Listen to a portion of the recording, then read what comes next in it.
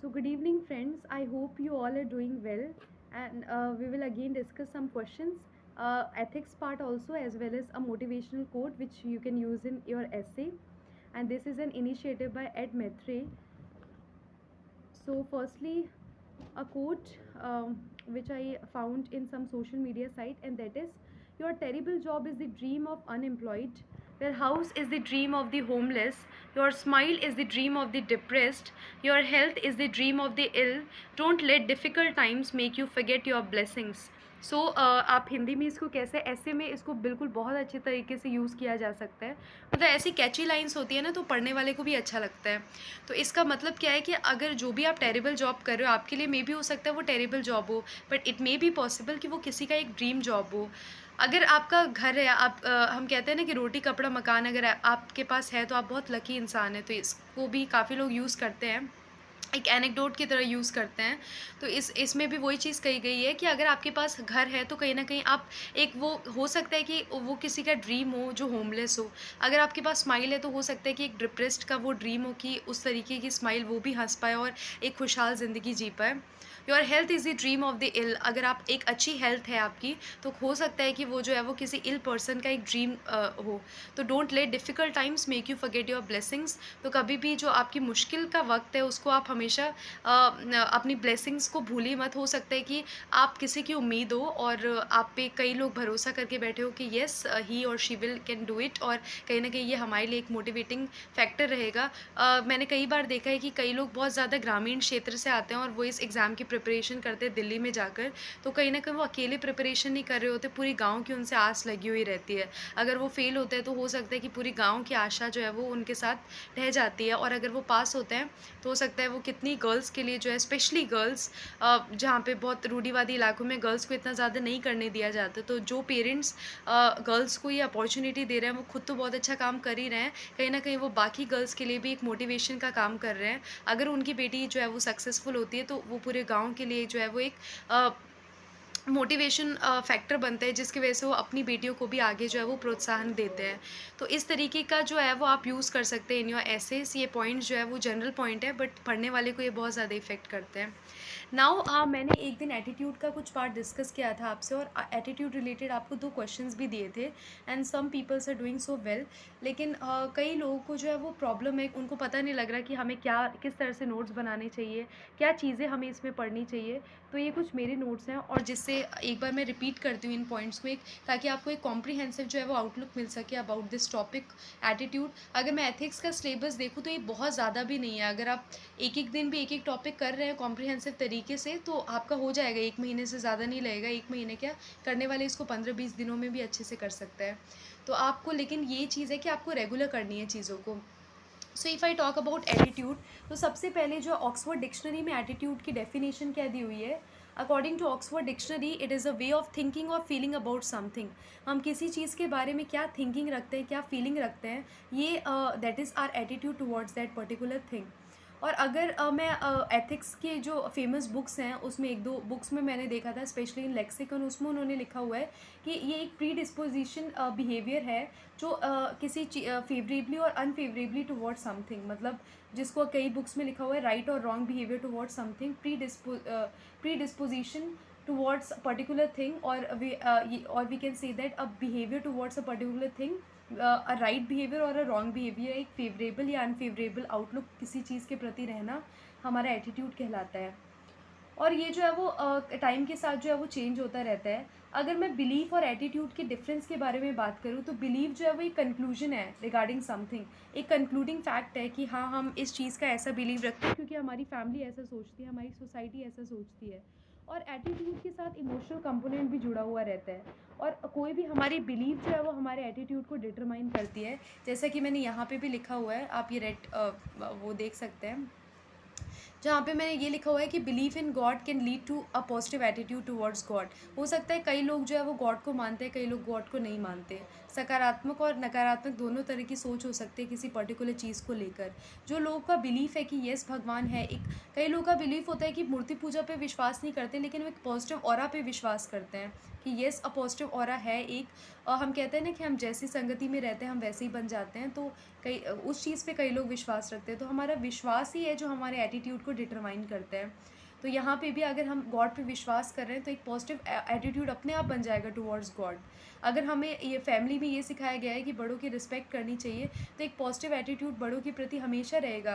अगर हम बस में ट्रैवल कर रहे हैं, कोई 80 साल का बुजुर्ग इंसान जो है वो खड़ा है, तो आपको बिल्कुल अच्छा नहीं लगेगा, आप अपने आप सीट से उठ जाएंगे कि आप बैठ जाइए और आपको ज़्यादा ज़रूरत है इस सीट की, मैं तो खड़े खड़े भी जा सकता हूँ। तो इस तरह का जो एटीट्यूड है वो हमारे बिलीफ से ही होकर पनपता है। तो belief will determine our attitude, एक ये चीज़ आपको याद रखनी है। उसके बाद स्ट्रक्चर ऑफ एटीट्यूड के लिए दो मॉडल्स हैं। एक तो है ABC मॉडल। याद कैसे रखना है आपको? ABC effective, A for effective component, B for behavioural component and C for cognitive component. ये भी बीएड वाले बच्चों को बहुत अच्छे से पता होगा कि A फॉर इफेक्टिव कंपोनेंट में क्या होता है कि जब हमारी किसी भी चीज़ के प्रति फीलिंग्स या फिर हमारा इमोशंस जुड़ा हुआ रहता है और उससे हमारा एटीट्यूड बनता है, तो हम कह सकते हैं कि वो हमारा इफेक्टिव कंपोनेंट है हमारे एटीट्यूड का, या हमारा एटीट्यूड जो है उस इफेक्टिव कंपोनेंट के थ्रू बना है। जैसे फॉर एग्जांपल, अगर मैंने पहले भी आपको एक डॉग वाला एक एग्जांपल दिया था कि अगर डॉग के प्रति कई लोगों का पॉजिटिव एटीट्यूड भी हो सकता है, जो ये सोचता है कि ये डॉग तो बहुत वफादार होता है, तो एक पॉजिटिव एटीट्यूड रखता है। कई लोग ये सोच सकते हैं कि ये हमें काट देंगे तो हमें सुई लगवानी पड़ेगी, तो वो हमारे नेगेटिव एटीट्यूड को डिटरमाइन करता है। तो कहीं ना कहीं ये जो है वो कंपोनेंट कौन सा है, हमारे कौन से कंपोनेंट से आया हुआ है ये एटीट्यूड? इफेक्टिव कंपोनेंट से। If I talk about behavioural component, तो बिहेवियरल कंपोनेंट जो है वो हमारे एक्सपीरियंसेस से जनरेट होता है कि हमारे पास्ट में हमारा किसी चीज़ के प्रति कैसा एक्सपीरियंस रहा है। फॉर एग्जांपल, अगर मुझे वॉलीबॉल खेलते हुए जब मैं 8th क्लास में थी तो मुझे चोट लग गई थी, मेरी उंगली टेढ़ी हो गई। तो हो सकता है कि मैंने इस चीज़ को लेकर एक डीमोटिवेशन फैक्टर बना लिया कि वॉलीबॉल तो अब मैं कभी नहीं खेलूँगी, इससे तो मुंह टूट जाएगा हमारा, तो खेलेंगे तो क्या ही, मुंह और टूट जाएगा, तो मैं इसके प्रति नेगेटिव एटीट्यूड अपना रख लूँगी। या ऐसा भी हो सकता है कि उसी समय जो है वो कोई स्पोर्ट्स टीचर आता है और मुझे कहता है कि नहीं नहीं, आप बहुत अच्छा खेल रहे हैं, खेल कूद में तो लगती रहती है, और उनके मोटिवेशन से सेकेंड टाइम में मैं बहुत अच्छा परफॉर्म करी उसी गेम में, अपनी टीम को, हो सकता है कि मेरी अच्छे प्लेइंग की वजह से वो टीम जीत गई, है ना। तो उससे क्या होगा कि मेरा उस गेम या उस स्पोर्ट्स के प्रति पॉजिटिव एटीट्यूड जनरेट हो जाएगा। तो स्पोर्ट्स इंजरी की वजह से आप एक एग्जांपल ऐसे दे सकते हैं कि अगर स्पोर्ट्स में किसी की इंजरी हो गई तो हो सकता है कि उसका एक नेगेटिव एटीट्यूड उसकी तरफ डेवलप हो गया। और if I talk about cognitive component, let me zoom it. वैसे आपको मिल जाएगा जो भी PDF बनाया हुआ है मैंने इसका, या पावर पॉइंट प्रेजेंटेशन, और आप वहाँ से भी पढ़ सकते हैं। If I talk about cognitive component, तो कॉग्निटिव कंपोनेंट क्या होता है कि ये हमारे कॉग्निटिव, याद रखना कॉग्निटिव जहाँ पे भी आप वर्ड यूज़ करते हो ना, हम बीएड में हर जगह ही ये वर्ड चेपते हैं। कॉग्निटिव का मतलब होता है मेंटल, साइकोलॉजिकल। मतलब अगर हम कोई चीज़ देख रहे हैं और हमें कोई चीज़ कहीं हमने पढ़ ली और साइकोलॉजिकली हमारे दिमाग में, जैसे फॉर एग्जांपल हमने ये देखा गांव में कि एक जो है वो बड़ा हुक्का पीता था, या फिर जो है वो तंबाकू खाता था। तंबाकू खाने से या फिर बहुत ज़्यादा ड्रिंक करने से उसको जो है वो एक टाइम के बाद कैंसर हो जाता है, लंग कैंसर हो गया या कोई भी कैंसर हो गया, उससे उसकी मृत्यु हो गई।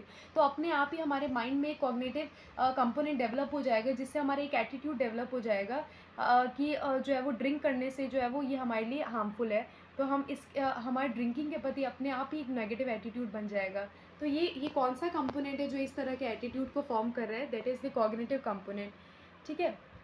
तो नेक्स्ट मॉडल है हमारा मोड मॉडल। मोड मॉडल में दो चीज़ें होती है, एक तो एक्सप्लिसिट, एक होता है एक्सप्लिसिट कंपोनेंट, एक होता है इम्प्लिसिट कंपोनेंट। आपको याद रखना है, एक्सप्लिसिट कंपोनेंट होता है कॉन्शियस लेवल पे, कॉन्शियस यानी जो डेलिब्रेटली फॉर्म होता है, और इम्प्लिसिट अनकॉन्शियस लेवल पे जो इनवॉलेंट्रीली फॉर्म होता है। अनकॉन्शियस मतलब या इनवॉलेंट्री मतलब हमने अपनी तरफ से कोई एफर्ट नहीं लगाया, अपने आप ही वो जनरेट हो गया। तो इस तरह का बिहेवियर जो है, एटीट्यूड जो इस तरीके से बनता है इनवॉलेंट्रीली, विदाउट हमारे किसी हेल्प से या हमारे किसी एफर्ट से, तो हम कह सकते हैं कि वो इम्प्लिसिट एटीट्यूड है। एक्सप्लिसिट कंपोनेंट कौन सा होता है, या एक्सप्लिसिट कंपोनेंट से बनने वाला एटीट्यूड कौन सा होता है? जो कॉन्शियस लेवल पे बनता है। मतलब कॉन्शियस मतलब हमने अपने दिमाग में कुछ डिसाइड कर लिया, कुछ सोच लिया, या हम ये कह सकते हैं कि इम्प्लिसिट अगर इनवॉलेंट्रीली बनता है तो एक्सप्लिसिट वॉलेंट्रीली बनता है। फॉर एग्जाम्पल, हमने कोई चीज़ की और उससे हमारा एटीट्यूड जनरेट हुआ। हमने जैसे एक फ्रूट खाया, हमें अच्छा नहीं लगा, तो उसके प्रति हमारे क्या हो गया, नेगेटिव एटीट्यूड जनरेट हो गया। Next is functions of attitude, very easy to remember. Function क्या होंगे एटीट्यूड के? नॉलेज फंक्शन इसमें मैं एक्सप्लेन कर देती हूँ आपको। फॉर एग्जांपल मुझे जो है वो स्पोर्ट्स में क्रिकेट बहुत पसंद है, तो नॉलेज कैसे जनरेट होगा, जब भी आपको कोई चीज़ पसंद होगी तो आपका इंटरेस्ट डेवलप हो जाएगा उसके प्रति। किसी किसी को उर्दू गज़ल पढ़ना पसंद होता है, या सिंगिंग पसंद होती है, कोई भी चीज़, तो उसके प्रति मेरा एटीट्यूड अच्छा होगा ऑफ कोर्स। अगर एटीट्यूड पॉजिटिव रहेगा, एटीट्यूड पॉजिटिव क्यों रहा मेरा, क्योंकि मेरा उसके प्रति इंटरेस्ट जागृत हो गया। तो अगर मेरे I have a interest towards that particular thing, तो I will definitely gain lot of knowledge. मेरे को मन पसंद आएगा ना कि मैं क्रिकेट अगर मुझे पसंद है तो मुझे पता होना चाहिए कि अच्छा ये मैच अभी होने वाला है, इसमें ये प्लेयर्स खेलने वाले हैं। अगर इसमें फॉर एग्जांपल अगर मैं रांची की हूँ तो ऑफकोर्स मैं देखूंगी कि धोनी किस मैच में खेल रहा है, वो कैसा परफॉर्म कर रहे हैं ना। तो या आपका कोई फेवरेट क्रिकेटर किसी में खेल रहा है, तो आप सारी जानकारी क्रिकेट की, जनरली बॉयज़ तो सारी चीज़ें रखती ही हैं ये। तो ऐसा इसलिए होता है क्योंकि मैक्सिमम उन लोगों का जो है वो पॉजिटिव एटीट्यूड है टुवर्ड्स दैट पर्टिकुलर फील्ड। तो मैं बस इतना ही कहना चाहती हूँ कि नॉलेज फंक्शन कैसे है हमारा एटीट्यूड। अगर हमारा एटीट्यूड किसी के प्रति अच्छा है तो हम ज़्यादा से ज़्यादा उस पर नॉलेज गेन करना चाहेंगे, और इस तरीके से जो है वो हमारा पॉजिटिव एटीट्यूड और पॉजिटिव इंटरेस्ट की वजह से हम नॉलेज गेन कर पाते हैं उस चीज़ के प्रति। The next is utilitarian function. मैंने यहाँ लिखा हुआ है यूटिलिटेरियन फंक्शन क्या होता है। यूटिलिटेरियन नाम से याद रखो, यूटिलिटेरियन मतलब यूटिलिटी है इसके हमारी लाइफ में। फॉर एग्जांपल अगर यूटिलिटी मतलब हम गोल ओरिएंटेड, हमारे पॉजिटिव एटीट्यूड की वजह से हो सकता है कि हम एक गोल ओरिएंटेड बिहेवियर बना ले। अगर मुझे पता है कि मुझे एनजीओ में काम करना पसंद है, मुझे टीचिंग पसंद है, मुझे जर्नलिज्म पसंद है, तो ऑफकोर्स इन सब चीज़ों के प्रति पॉजिटिव एटीट्यूड होगा तो एक गोल भी बन जाएगा मेरा। अगर मुझे पता है कि मुझे जर्नलिस्ट फील्ड में जाना है तो मेरा एक गोल बन जाएगा इससे। तो ये गोल कैसे बना, क्योंकि मेरा उस फील्ड के प्रति पॉजिटिव एटीट्यूड था। तो ये हमारे यूटिलिटेरियन फंक्शन हो गया कि some attitude enable us to attain desired goals. ये आई थिंक ये पता नहीं धुंधला कैसे दिख रहा है, बट इतना भी नहीं है, आप पढ़ सकते हैं इसको। जैसे एक अच्छी लाइन मुझे मिली थी तो मैंने लिख दी, नेवर से डाई एटीट्यूड। जो परसेवेरेंस और परसिस्टेंस बिहेवियर जो बन जाता है ना, वो हमारे यूटिलिटेरियन फंक्शन के अंदर ही आएगा। ईगो डिफेंसिव मतलब कई बार जो है वो हमारे ईगो भी जनरेट हो जाता है हमारी एटीट्यूड की वजह से। इसका एग्जांपल मैं दे सकती हूँ कि मान लो एक बुज़ुर्ग इंसान है तो वो बुज़ुर्ग बट वो हेल्दी है। तो हो सकता है कि छोटी छोटी चीज़ों में आप उनकी मदद करना चाहते हो बट उनको मदद लेना अच्छा नहीं लगता, तो वो ईगो डिफेंसिव कंपोनेंट आ जाएगा उनका। वो एटीट्यूड है उनका इस तरीके का कि उनमें ईगो आ गया है कि मैं तो हेल्प नहीं लूँगा, मैं जब हेल्दी हूँ तो मैं क्यों हेल्प लूँ। एक क्यों जो है वो एक वेलफेयर के लिए मैं हमेशा जो है वो लोगों के सामने प्रस्तुत हो जाऊँ, या इमोशनल कंपोनेंट लोग हमेशा मेरे सामने शो करे। हो सकता है कि वो कोई हैंडीकैप्ड इंसान है बट वो अपने सारे काम कर सकता है। मैंने खुद एक वीडियो में किसी उसको देखा था, स्पोर्ट्स पर्सन को देखा था जिसके पैरालंपिक्स में उसने खेला था, उसके हाथ नहीं थे बट वो पैर से अपने सारे काम कर लेती थी। और एक आईएएस ऑफिसर भी अभी बना है, और I don't able to remember the name, but उनका इंटरव्यू खुद उन मैम ने लिया है जो जनरली इंटरव्यूज़ लेती हैं। मैम का भी नाम मुझे याद नहीं आ रहा, बट उनके हाथ और पैर दोनों ही नहीं, आई थिंक सिर्फ एक हाथ है उनका, और उसमें जस्ट एक हाथ से उन्होंने जो है वो अपने एग्ज़ाम को लिखा और एक क्रैक भी किया in the very first attempt I think. तो कहते हैं उनके फ़ोटो भी सोशल मीडिया पे वायरल हो रही है जिसमें लिखा जा रहा है कि जिसको राजा बनना होता है वो बन ही जाता है किसी तरीके से। तो इस तरीके का एग्जाम्पल भी आप उनका दे सकते हैं। तो ये ईगो डिफेंसिव एटीट्यूड का एग्जाम्पल मैंने आपको दिया है। और एक हम कह सकते हैं कि नेगेटिव पर्सपेक्टिव ये बना देता है किसी चीज़ के प्रति। इसके अलावा जो है वो टाइप्स ऑफ एटीट्यूड की अगर मैं बात करूँ तो पॉजिटिव और नेगेटिव दो टाइप्स ऑफ एटीट्यूड होते हैं। पॉजिटिव एटीट्यूड आपको एक ऑप्टिमिस्टिक बनाएगा, और नेगेटिव एटीट्यूड आपको पेसिमिस्टिक जो है वो फ्रेम ऑफ माइंड आपका बना देगा। अभी हिंदी मीडियम वाले कैसे लिख सकते हैं, ऑप्टिमिस्टिक को आप ये लिखिएगा कि आशावादी विचारधारा, और नेगेटिव एटीट्यूड को आप ये लिख सकते हैं, या पेसिमिस्टिक एटीट्यूड या पेसिमिस्टिक फ्रेम ऑफ माइंड को आप ये लिख सकते हैं कि हमारा जो है वो किस तरह का बिहेवियर हो गया, निराशावादी। आशावादी, निराशावादी, आई थिंक ये वर्ड, या आपको कुछ और भी हिंदी अच्छी लगे कोई अच्छा वर्ड तो आप वो भी यूज़ कर सकते हैं। और ये जो डेली अफेयर्स है, डेली प्रॉब्लम्स को आपको कोप करने में हेल्प करेगा।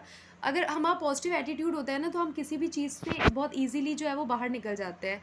और अगर हमारा निराशावादी एटीट्यूड बन गया है किसी चीज़ के प्रति तो आप कितना भी चाहेंगे ना आप कर नहीं पाएंगे, आप एफर्ट डालेंगे बट आपको रिजल्ट नहीं मिलने वाला।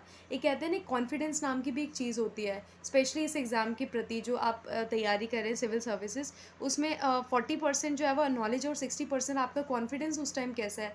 आप कितने आप नॉलेज तो सबके पास नियर अबाउट एक ही होती है, सब लोग वही बुक पढ़ रहे हैं, बट किस कॉन्फिडेंस से आप पेपर करके आ रहे हैं वो मायने रखता है।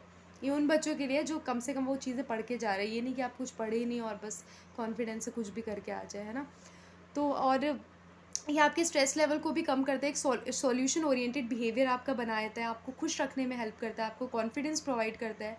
इसके एग्जांपल में स्टीफन हॉकिंग और हेलन केलर का एग्जांपल आप डाल सकते हैं, जिन्होंने इतनी जो परेशानियों के बावजूद एक पॉजिटिव एटीट्यूड बनाए रखा और एक पेसिमिस्टिक वे ऑफ लाइफ को जीते हुए जो है वो अपने जो भी सपने हैं उनको पूरा किया, और हम हमारे दुनिया के सामने एक मिसाल बन के खड़े हुए।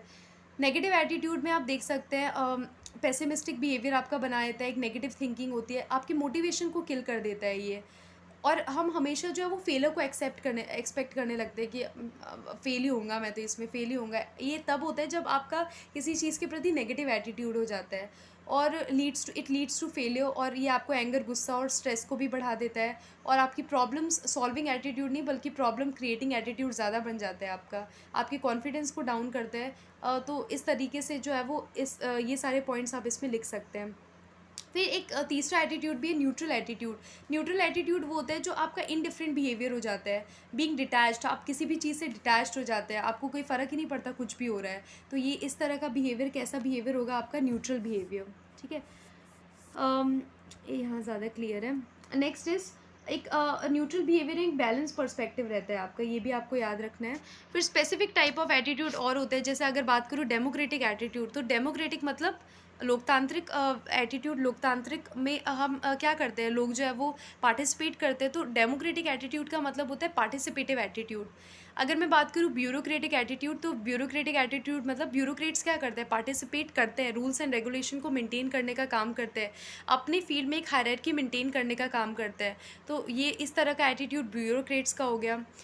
उसके बाद जो है वो वीकर सेक्शन की तरफ हमारा एटीट्यूड कैसे है, जैसे हम कंपैशन हो गया, कंपैशन की फीलिंग हो गई, justice, fairness, tolerance, empathy, compassion, इस तरह की फीलिंग जो है वो हम वीकर सेक्शंस की तरफ दिखाते हैं। तो इस तरह का एटीट्यूड, ये सारा किसकी तरफ हो गया, हमारा वीकर सेक्शंस की तरफ।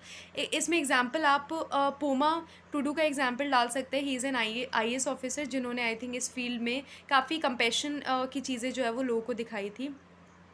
फिर एक गांधी जी ने सर्वोदय का जो है वो हमें वो दिया था, मंत्रा दिया था। सर्वोदय में क्या होता है, इंक्लूसिविटी, मतलब प्रोग्रेस फॉर ऑफ ऑल, सबका प्रोग्रेस को हमें साथ में लेकर चलना है, हमें सेम टाइप का बिहेवियर शो करना है एक लेबर के साथ, जैसा हम किसी अंबानी या किसी अमीर इंसान के साथ करते हैं, ठीक है। और दूसरा ये कि हमारा जो है वो एक इंडिविजुअल की तरफ जो है वो एक पॉजिटिव एटीट्यूड होना चाहिए, सर्वोदय सबको साथ में लेकर। Everybody's work has same value, हर किसी के वर्क की सेम वैल्यू है, चाहे वो कॉबलर है, चाहे वो टीचर है, चाहे वो डॉक्टर है, इंजीनियर है, या फिर कोई इनकम टैक्स डिपार्टमेंट का आदमी है। सबके जो है वो सेम वैल्यू होती है हर किसी के काम की, सब, चाहे वो एक प्राइम मिनिस्टर ही क्यों ना हो, चाहे वो कोई एक लेबर क्यों ना हो, सबकी वैल्यू जो है वो वर्क की सेम है। तो हम कह सकते हैं कि सर्वोदय, अब ये जो नरेंद्र मोदी जी ने भी अपनी एक स्पीच में कहा था, अंत्योदय से सर्वोदय, तो आप ये लाइन भी अगर डालते हैं तो ये काफ़ी कैची लगता है। और एक बात याद रखिए, आप सिविल सर्विसेज में कुछ भी जो है वो बहुत एक अलग से नहीं पढ़ते हैं, सबको साथ में लेकर इंक्लूसिव तरीके से चीज़ों को पढ़ते हैं। तो ज़रूरी नहीं है सर्वोदय आपने यहाँ पे पढ़ा तो आप कहीं और यूज़ नहीं कर सकते। आपका मन करे तो आप GS पेपर 3 में यूज़ कर लो, कहीं इकोनॉमी या कहीं कुछ इस तरीके से पुअर पीपल रिलेटेड कोई क्वेश्चन आ गया, GS पेपर 1 में अगर सोसाइटी के पोर्शन में आपको कहीं लगता है आप वहाँ यूज़ कर लो।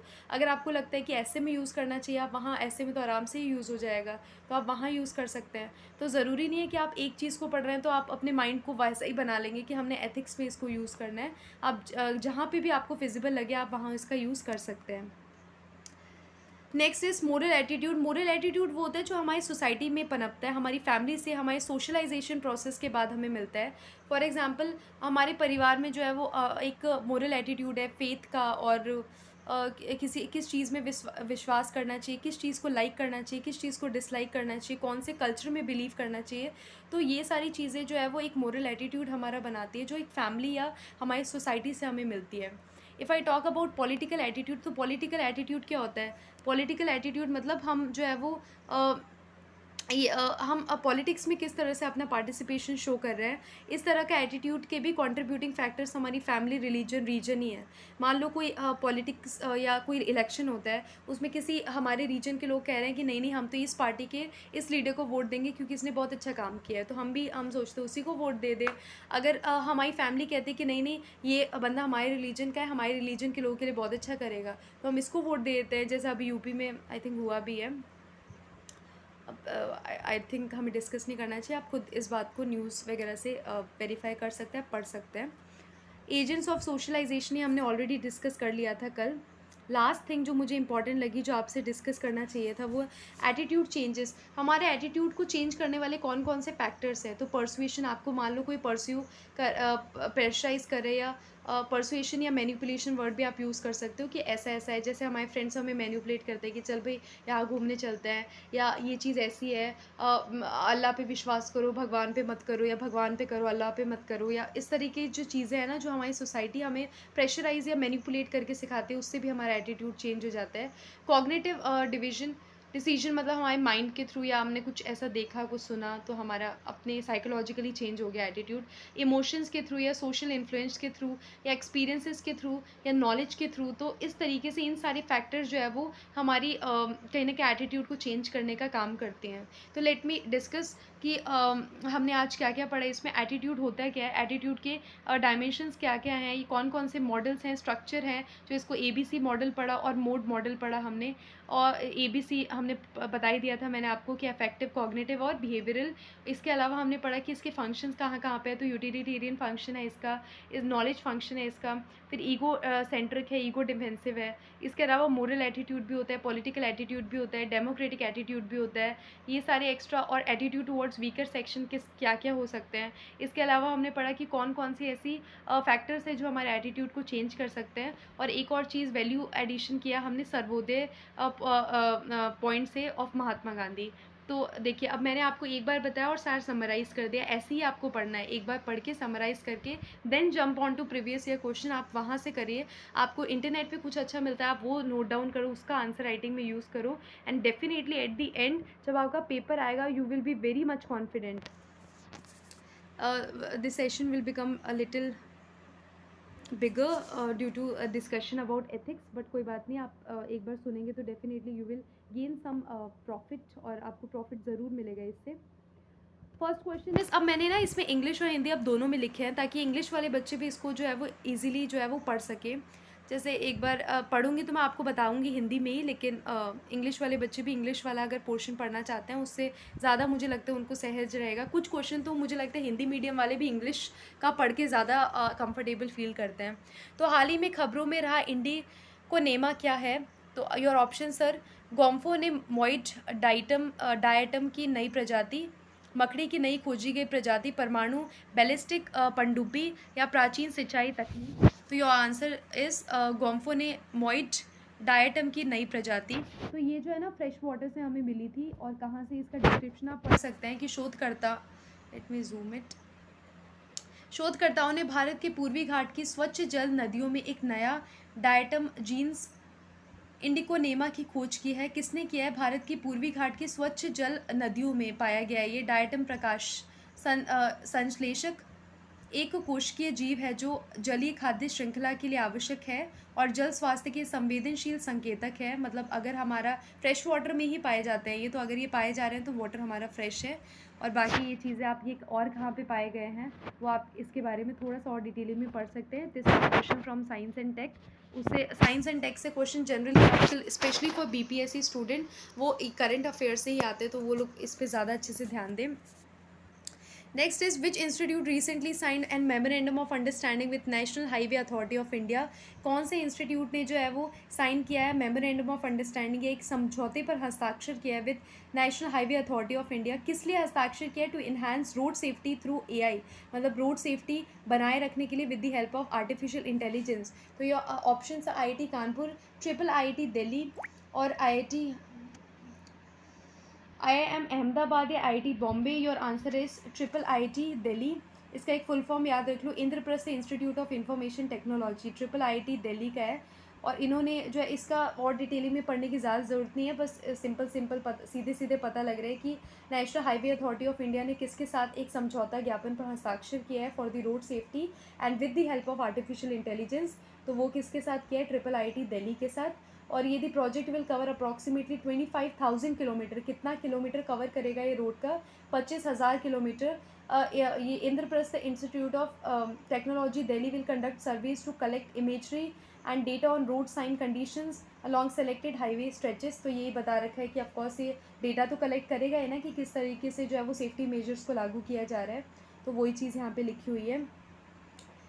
इसका हिंदी में भी आप पढ़ सकते हैं, हिंदी वाले बच्चे। आई थिंक इंग्लिश में भी ये इजीली आपको समझ में आ गया होगा। Recently which institute has won joint second prize in Trinity Challenge second competition for addressing anti microbial resistance. Let me explain it in Hindi. हाल ही में किस संस्थान ने एंटी माइक्रोबियल प्रतिरोध से निपटने के लिए ट्रिनिटी चैलेंज की दूसरी प्रतियोगिता में संयुक्त रूप से दूसरा पुरस्कार जीता है? और ऑप्शन है IIT Ahmedabad, IIT Kanpur, IIT Delhi या IIT रुड़की। तो आंसर इज IIT दिल्ली। कहीं पे भी आपको क्वेश्चन एंटी माइक्रोबियल से रिलेटेड मिले ना, जिसमें किसी ने अवार्ड जीता हुआ हो या कोई पुरस्कार जीता हो, तो बिना सोचे समझे मतलब सोच के आप IIT दिल्ली कर देना, क्योंकि यही आंसर होता है। एक बार पहले भी आ चुका है। तो let me describe it little bit. Anti microbial प्रतिरोध को संबोधित करने के लिए ट्रिनिटी चैलेंज की दूसरी प्रतियोगिता में IIT बॉम्बे की एक परियोजना ने संयुक्त रूप से दूसरा पुरस्कार जीता। ट्रिनिटी चैलेंज एक चैरिटी है जो वैश्विक स्वास्थ्य खतरों के लिए डेटा संचालित समाधानों को बढ़ावा देती है, जिसमें 40 से अधिक संगठनों के साथ भागीदारी है। कोविड-19 के जवाब में शुरू की गई TTC महामारी की तैयारियों को बढ़ाने के लिए सार्वजनिक चुनौतियों को निधि देती है और अभिनव स्वास्थ्य समाधानों के लिए 5.7 मिलियन का पुरस्कार देती है। इतना फैक्चुअल डेटा आपको याद रखने की ज़रूरत नहीं है, आप बस जो पूछा गया आप उतना याद रखिए इसमें। नेक्स्ट इज, हाल ही में वन्य जीव विशेषज्ञों की एक टीम ने पहली बार किस राष्ट्रीय उद्यान में धारीदार सिसिलियन की उपस्थिति का दस्तावेजीकरण किया है? ये एक स्पीशीज है, धारीदार होता है, वो ब्लाइंड होती है ये, आई थिंक ये। तो ये कहाँ पे पाया गया है? तो ये काजीरंगा राष्ट्रीय उद्यान काजीरंगा नेशनल पार्क में मिला, और ये डायरेक्टली न्यूज़पेपर से आया हुआ है। इसका कल ही परसों मैंने न्यूज़ में पढ़ा, और ये इसलिए यहाँ से उठा के मैंने आपको ये क्वेश्चन दिया था। असम के वन्य जीव अधिकारियों ने हाल ही में एक हर्पेटो फोना सर्वेक्षण के दौरान काजीरंगा राष्ट्रीय उद्यान में धारीदार सिसिलियन की पहली रिकॉर्डिंग की सूचना दी। अब सिसिलियन जिनोफियोना क्रम के लंबे अंगहीन अभयचर होते हैं जो केचुओं या सांपों से मिलते जुलते हैं। सिसिलियन नाम का अर्थ है अंधा, ये याद रखना। वेन नम उष्णकटिबंधीय और उपोष्णकटिबंधीय, ये आप खुद ही देख सकते हैं कि हिंदी वालों को लिखने में कितना लंबा पड़ता है। ट्रॉपिकल और सब ट्रॉपिकल क्षेत्रों में ये रहते हैं। इसका अगर मैं इंग्लिश बताऊँ तो मुख्य रूप से भूमिगत बिल बनाते हैं। लगभग 200 ज्ञात प्रजातियां हैं जो ज़्यादातर जंगलों, घास के मैदानों और आर्द्र भूमि में पाई जाती हैं। और यहाँ से एक और चीज़ बता दूँ, जैसे आपको खुद देख रहे हैं कि इन वर्ड्स को जो है वो लिखने में कितना लंबा है, तो कितना समय हम सोच सकते हैं कि समय ज़्यादा लगेगा हिंदी मीडियम के छात्रों को। तो हिंदी मीडियम में एक फ़ायदा ये है कि कहीं ना कहीं हिंदी में हम सोचते हैं, जनरली हिंदी भाषा में ही हम बात कर रहे होते हैं घर पे भी और कहीं पे भी, तो हिंदी हमारी जनरली ज़्यादा अच्छी होती है as compare to our English. But फिर भी इंग्लिश लिखना easy as compare to Hindi. तो जो अंग्रेज़ी हिंदी माध्यम के बच्चे हैं वो एक चीज़ पर बहुत ज़्यादा ध्यान रखें। अगर इंग्लिश मीडियम के बच्चों को 20% लग रहा है आंसर राइटिंग की प्रैक्टिस में, तो आपको 40% की ज़रूरत है या 30% से प्लस की ज़रूरत है, क्योंकि हिंदी लिखने में जो है वो ज़्यादा समय लगता है, और स्पेशली अगर आपको अच्छे से सुंदर तरीके से प्रेजेंट करना है तो। नेक्स्ट इज लास्ट है आपका, मुदगल फॉरेस्ट रिसेंटली कहाँ मिला है? तो ये कर्नाटका में मिला है, और ये हिस्ट्री से रिलेटेड क्वेश्चन है। This is an important question. हाल ही में समाचारों में रहा मुदगल किला किस राज्य में स्थित है? तो ये जो है वो कर्नाटका में स्थित है।